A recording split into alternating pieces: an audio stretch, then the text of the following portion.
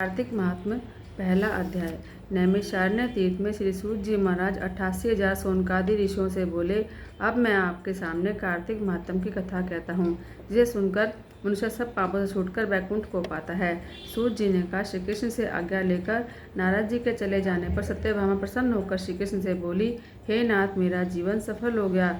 मेरे माता पिता भी धन्य हैं, जो आपकी 16,000 रानियों में मैं आपको सबसे ज़्यादा प्यारी हुई। मैंने वह कल्पवृक्ष आदि आपके साथ नारद जी को विधिपूर्वक दान में दे दिया, परंतु वही कल्पवृक्ष मेरे घर में सदा लहराता है, जिसकी बात को मृत्यु लोक में कोई भी स्त्री नहीं जानती। हे स्वामी, अब मैं आपसे पूछती हूँ, सो बताइए, जिसे सुनकर मैं अपने हित का कार्य करूँ, जिसके करने से कल पर्यंत भी आप मुझसे विमुख न हों।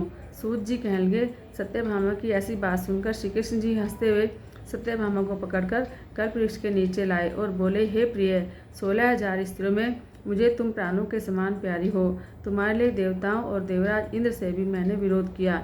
उस बात को सुनो। सूत जी बोले, एक दिन श्री कृष्ण भगवान ने सत्यभामा के साथ गरुड़ पर सवार होकर इंद्रलोक में जाकर कल्पवृक्ष मांगा। तब इंद्र के न देने पर गरुड़ का इंद्र से युद्ध हुआ। हे प्रिय, अब मैं तुम्हें हर चीज़ दे सकता हूँ, हर कार्य पूरा कर सकता हूँ, तो क्या तुम्हारे लिए प्रश्न का उत्तर न दूंगा? यह सुनकर सत्यभामा बोली, पूर्व जन्म में मेरा कैसा स्वभाव था, किसकी पुत्री थी, मैंने कौन से दान, व्रत या तप नहीं किया जिसके कारण मुझे मृत्यु लोक में जन्म लेना पड़ा? ऐसे कौन से शुभ कार्य किए, यहाँ आकर आपकी अर्धांगिनी बनी? आप गरुड़ पर सवार होकर मुझे साथ में ले इंद्र आदि देवताओं के स्थानों में घूमते हो। तब भगवान बोले, हे कांते, तुम पूर्व जन्म में किसकी पुत्री थी, कौन से पुण्य और व्रत किए और शुभ कार्य किए, ये सब मैं कहता हूँ।